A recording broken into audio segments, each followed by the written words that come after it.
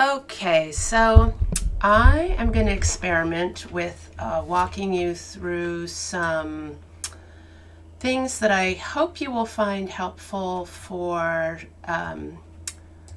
structuring your papers as well as continuing your research and reading things. So I'm going back to this article that I like a lot for a number of reasons. One is that it's actually very clear in its purpose and structure. So it's a great model. It's one of many models. So first, what is ever so useful is to, just take a look at the organization of the article before you dive right in. Abstract introduction, theoretical starting point, visualizing the invisible, ladies' examination, gentlemen's examination, making the Androchair. Said about the Androchair, and then we have 3 subsections here about renegotiating power, renegotiating experience, and renegotiating bodies, conclusion, acknowledgments, etc. So you can already see some clear things here. There's theory. Visualizing the invisible is an important theme of some kind. Ladies' examination, gentlemen's examination, some kind of contrast here. And there's attention to the making process itself. So we're seeing at least one way in which design is going to be directly addressed. And renegotiating power, experience, and bodies seems to be quite important, especially toward the end. All right, so let's close that. If we just look at the title, Androchair itself, interesting, provocative word. What is an Androchair? I've never heard of one before. Performance, that is giving us a clue to theory, I would guess. And then gynecology through the practice of gender critical design. Again, what might gender critical design be? I'm not entirely sure at this moment. I expect that they're going to answer that question in the course of the paper, right? So we've already got a kind of an object, a mode or modality, another object in the sense of object of analysis or object of attention, and then another modality, right? Practice, and then the design piece, gender critical design. All of that in the title. I'm not going to do a lot of attention to the abstract right now. One thing to notice, though, is that the abstract gives you everything, and also the structure of the abstract follows the structure of the paper. And you can see that particularly, I think, after you've spent some time with the paper. Abstracts are generally written at the end, after you've finished the paper and you've figured out what all the parts are. But as you're figuring out, I think, how to structure your papers, how to build the arguments, and how to focus your work, make claims, do those things, I want to focus on the first bit of this paper to show you how that works in this paper, and then maybe you can make use of some of those techniques yourself. So we start with an introduction. In this paper, they begin with gynecology, and I'm just going to highlight these first couple of sentences, and we're going to make these yellow, okay? Gynecology started developing during the 19th century. It is a medical practice concerning the health of the female reproductive system. Many women have undergone a pelvic examination at some point. A physical examination of the pelvic organs, the PE, pelvic examination, can be divided into external examination and internal examination. So one thing to note here is that everything here is a fact. Fact. So they start with facts in this case. 3 important facts, right?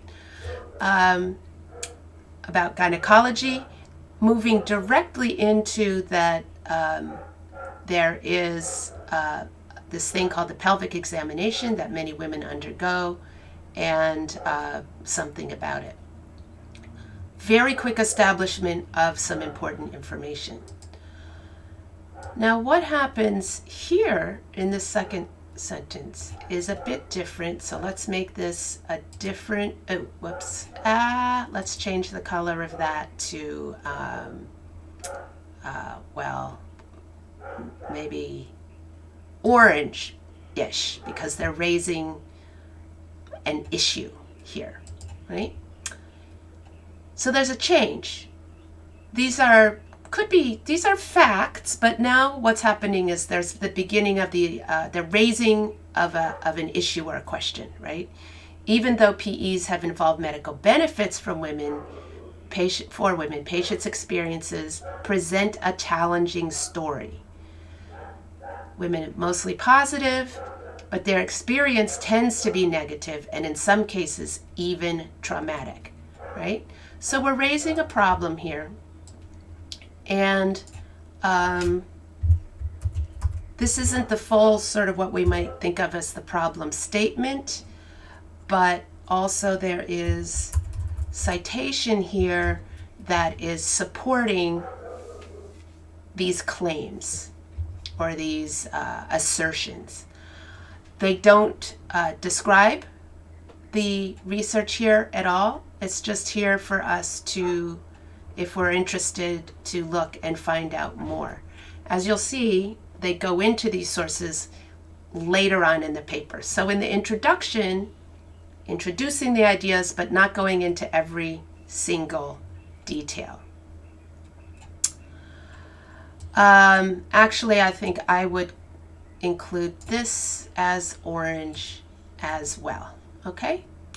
Now we're getting to, again, some claims that begin to outline or introduce the author's position in greater, let's make that green.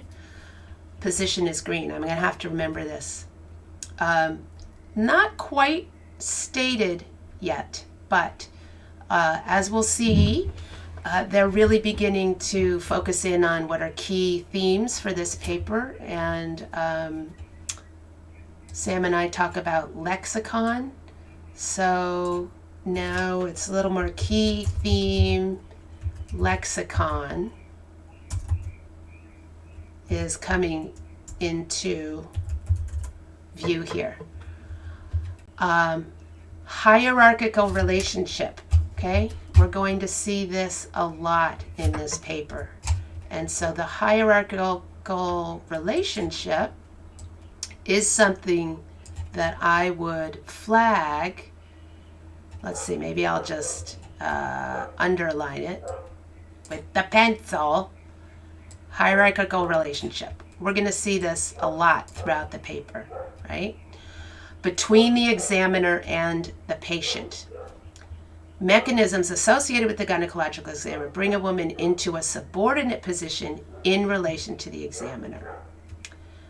And then they back this up with some more evidence that we could look at at our leisure. Let me unpencil myself. Let me highlight myself. Okay.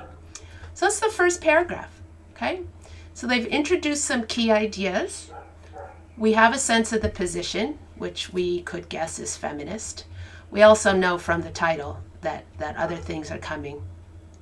All right, let's continue. So now that we go into a discussion about that builds on this idea of hierarchy and gender, right? Gynecology was historically based on a male power relation, women seen as anomaly. Note how brief and very concise this discussion is. Okay, one sentence to describe what is happening with 3 different references for us to look at that I would expect address this question in some point or another. So we're going into more detail on this question of the hierarchical relationship. They introduce as well the field of feminist technology studies. I don't know what color to make that. I'll just make it green. Well, it's so this, we're always talking about what discussions are important for you, what discussions are you contributing to, right? We expect they're influenced by these discussions, but perhaps also contributing to them. And again, the authors here are indicating to us who in that world is relevant. Again, characterizing again, and then here now we are arriving at feminist design historians and another part of establishing the position. So we've moved from, in this paragraph, historians who are looking at gender and gynecology to feminist technology studies, STS, feminist STS, looking at technologies and women, to design historians, feminist design historians. So now we are looking more broadly at design, and the design implications are being more drawn out. And again, we're in a feminist territory, critique, critical engagement. Okay?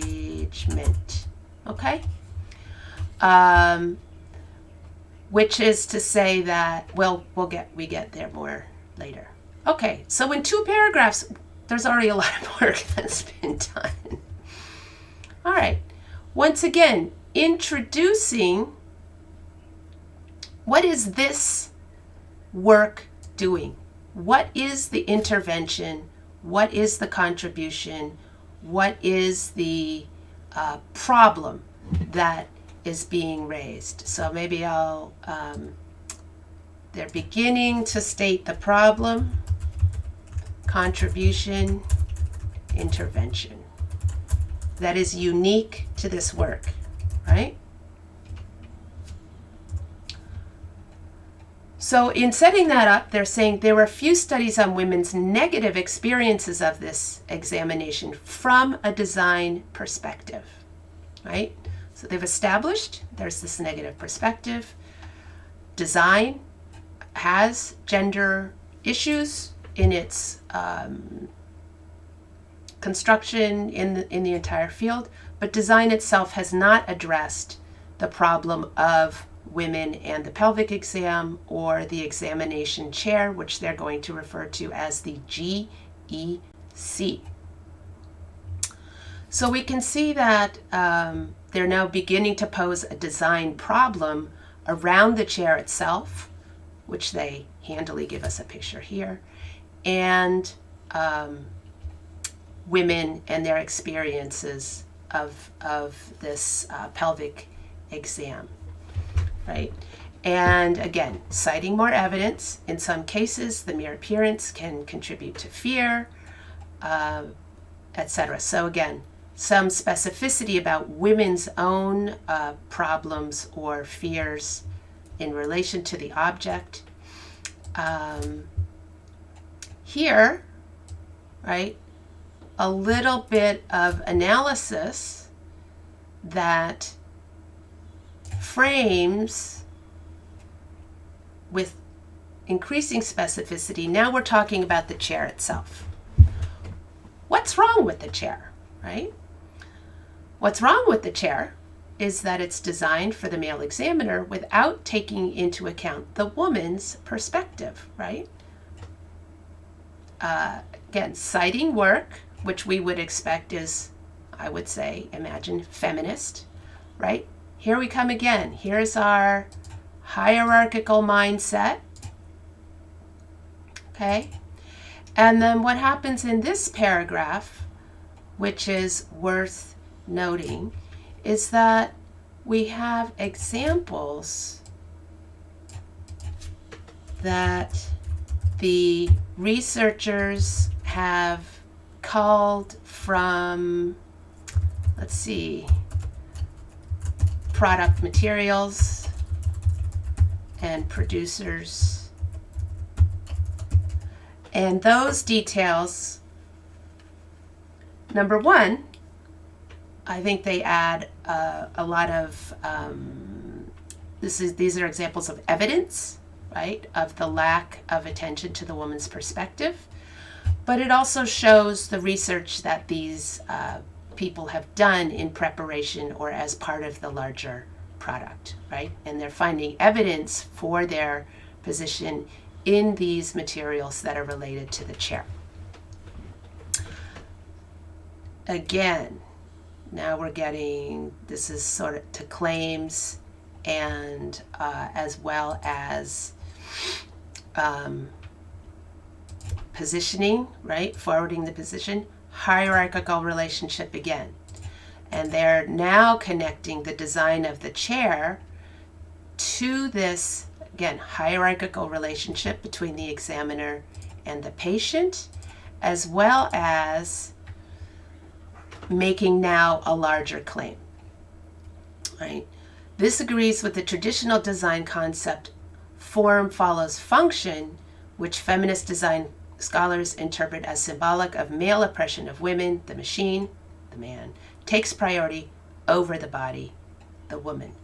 So you can see here, they're moving from the specific, this chair, to larger claims about inequality within design discourse, and not the other way around, which I actually think is very important, right? This specific is leading them to this larger claim. Okay.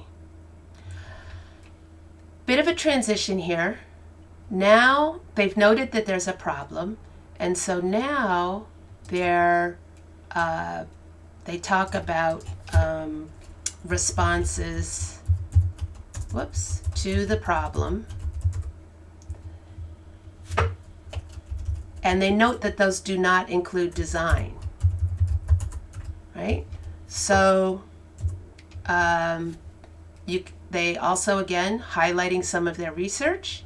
The design has not changed much in the past 100 years. We can assume that they've done their due diligence. They don't need to show every single picture. Examples here of ways in which people have tried to address the problem, which they get into further on in the paper in more detail. They recognize that these are important, but they say we need to pay attention to the design of the chair itself. Again, so now we're getting into a stronger claim, which should probably have a different color. Stronger claim will be, let's be blue for stronger claim. This was all set up so far, right? Now we're getting into like, this is what we're doing. And really this last part of the introduction, you'll see it's this final part of the introduction says, this is what we're doing. This is a typical place to say that. Sometimes you might actually say it up first. There are different kinds of traditions and preferences about that.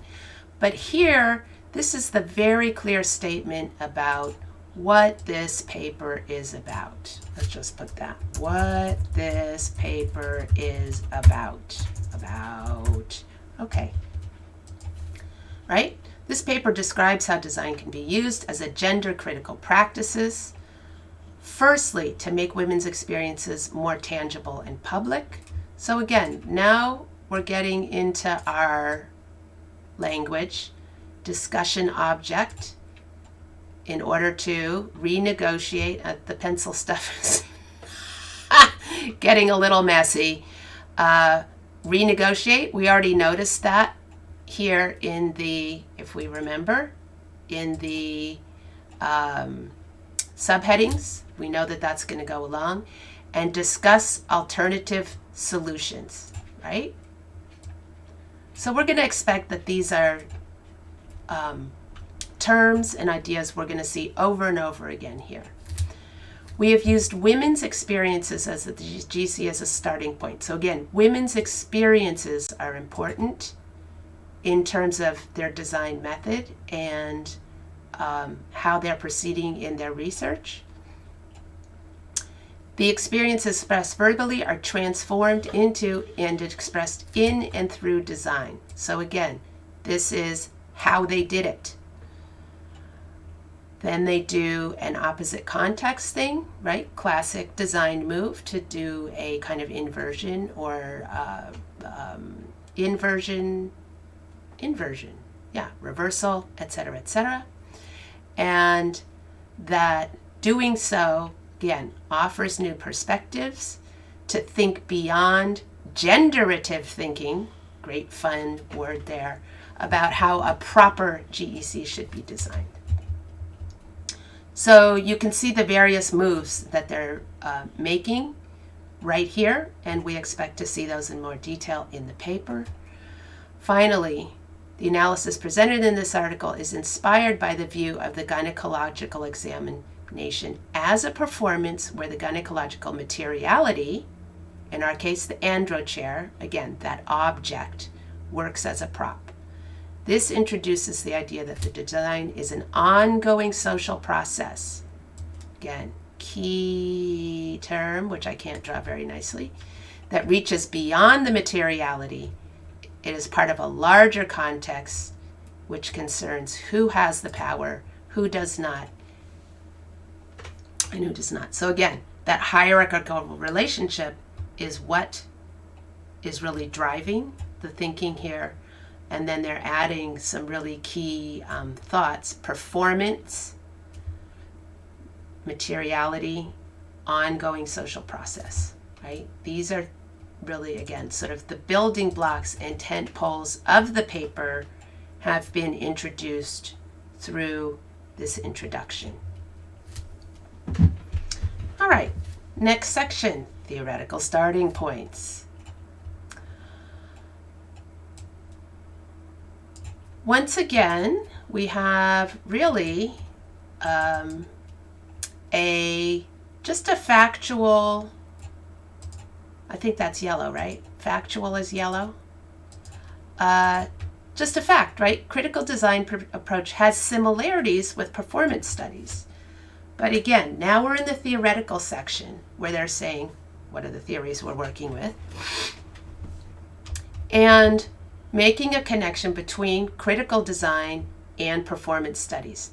That's a move. That's actually a critical move that they are making on purpose. So I'll just put here critical move.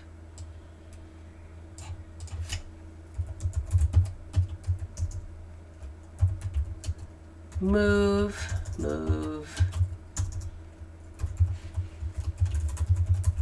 Connecting critical design with performance, right? We've talked about those kind of engine moments. That's an engine moment, right? That combination produces a kind of energy or power, right? Again, they're telling us who they're influenced by in these theoretical moves and orientations, and they're connecting it to this idea, again, once again, key terms, discussion object, right? And they point out that gender, which is clearly a concern, is also part of this nexus of interests. So now they go into a bit more detail, right? Some specific artists, thinkers, makers who have done work that they consider relevant. And again, note here that they pick specific projects. They're not discussing them in great detail. They're doing very brief, pointed comments about what is relevant to this paper in this specific work. I'll just put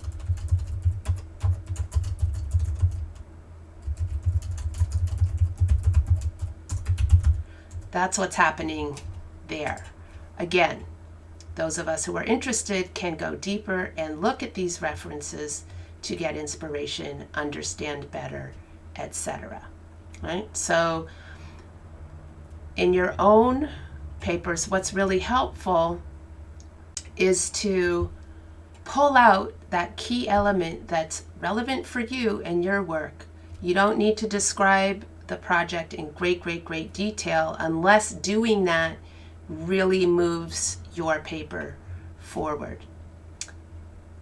Little bit of a transition. We come here to this question of performance, performativity. Judith Butler, of course.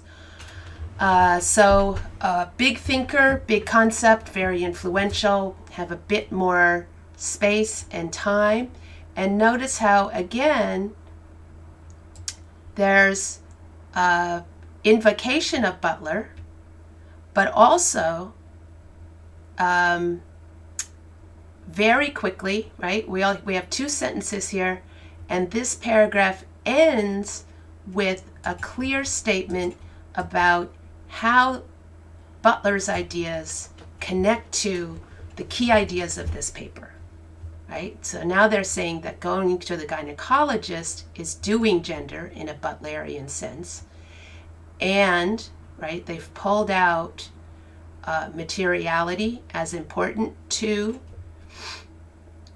Butler's notion of performativity as justification for the importance of the chair itself, right? So they've done a lot in this bit of paragraph, which is not only introducing Butler and performativity, but explaining how the chair or the GEC is, let's say, part of performativity. Here we have a couple examples.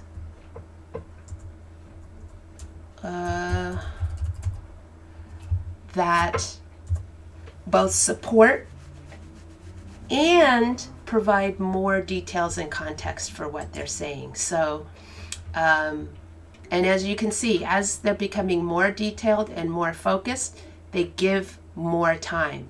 So in talking about this project and this thinking, Capsalis, a woman-centered performance, that's a whole paragraph here. This is also, you can see in this section, these are people who are doing what was noted earlier, which is responding to this problem of the exam itself. Okay, these are two examples of responding, examples of performative ways to respond to the problem of the pelvic exam and the chair, which I think is implicit here. Second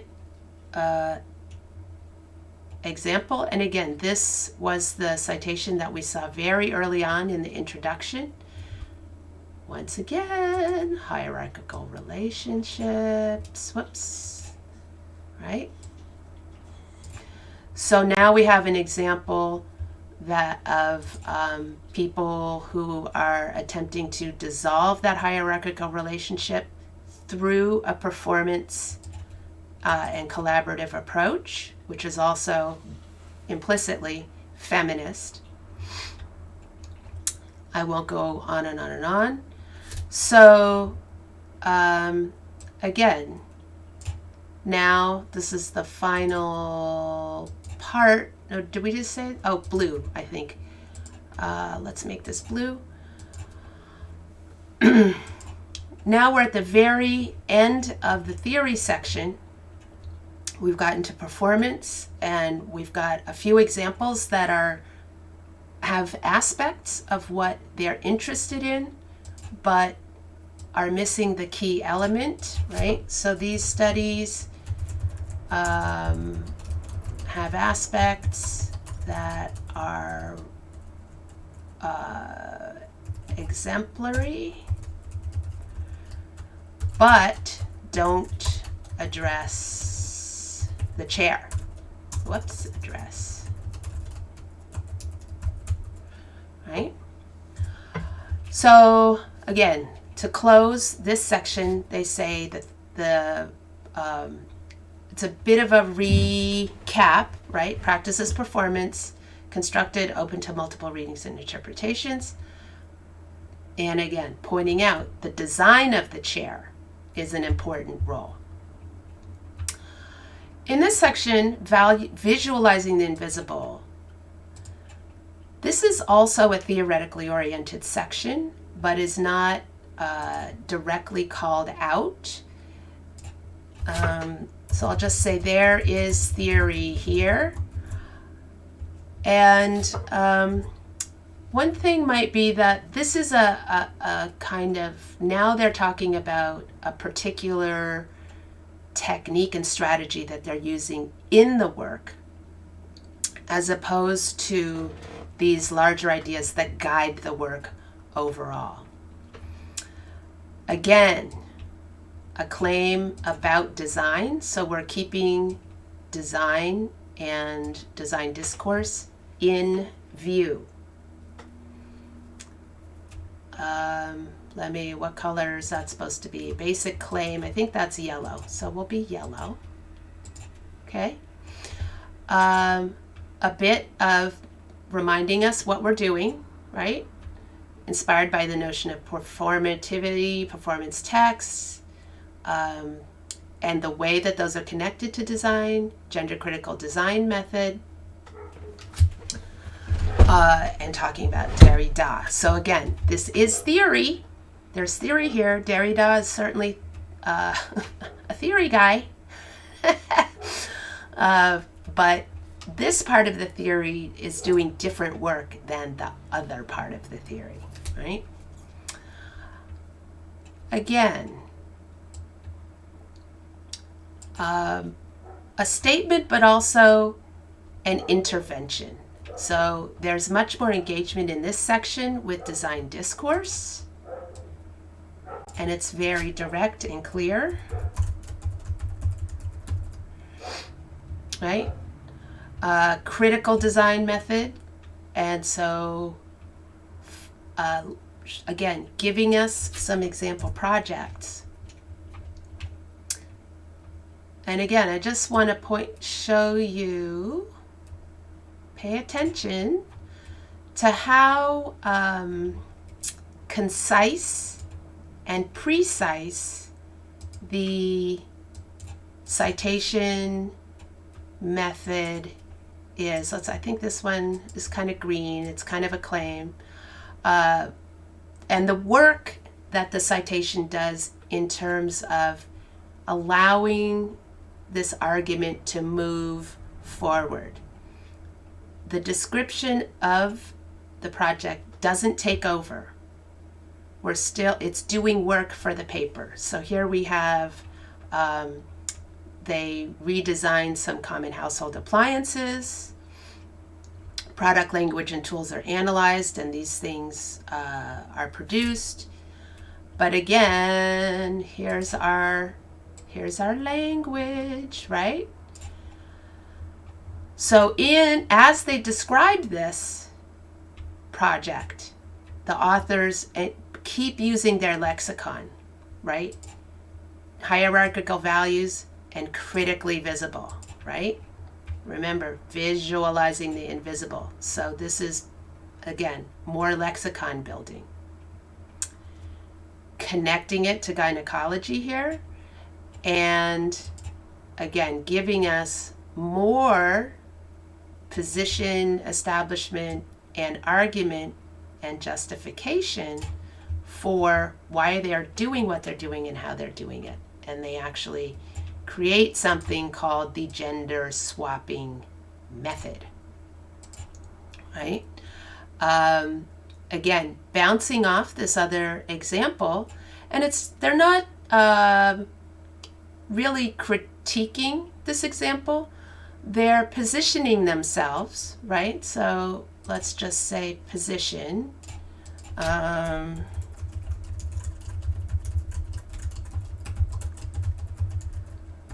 Where they're saying, here's this other study. It's interesting. They didn't say that. We can assume they think it is. It used techniques and ideas that we are sympathetic to. But we're going to do something different. So it's a contribution or intervention in an existing discussion, right? So they're saying following these people, so this discussion is also people outside of design, right? These are people who are trying to reshape this interaction. This is the design discussion that they are also engaging with. And again, all of this connects to this redesign of the chair, which is what this design work is about. Now, pretty straightforward. This is a description of the research process.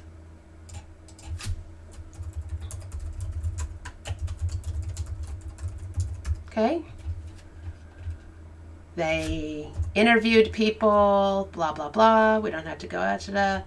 And then they designed an object. And then in the third phase, they displayed the object and had an interactive event, which they're now going to describe in detail. So again, one thing to notice here is they've established all the reasoning and ideas about why and what and how. Then they move to describing what were the phases of the work, right? First phase, we did this. Because the gender swapping method was something that they had created, they interviewed both men and women, because their goal is to, with this chair, create something that gives men a particular experience. More detail, right? They interviewed women using informal and semi-structural interviews, and also interviewed men. You can see they interviewed a lot more men than women. We might ask some interesting questions about why. That's just a side note. And they also say they interviewed medical staff. We don't know how many. This seems a much lesser concern, and they've not given us quite the amount of detail about da-da-da. And then discussions with professionals, 2 midwives, 1 registered nurse, 1 enrolled nurse, 2 da-da-da. So they're telling us who they talked to, and then in androchair. So again, okay, so this phase 1, pretty long description, in part because there were lots of different kinds of interviews and people they were talking to. Second phase, short description, but I think it was probably a long process. designing the chair. And third phase, again, the discussion object. Point here is that description of the research process is concise and doesn't include every single detail, right? Okay.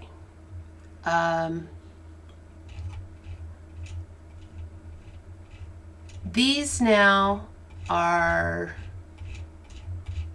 things that I think you can get into more on your own. I'm going to stop here because this is already kind of long, but I think you have stuff to work with. Bye-bye. I got to figure out how to turn off this video that I'm making. Okay, I'm going to move that. And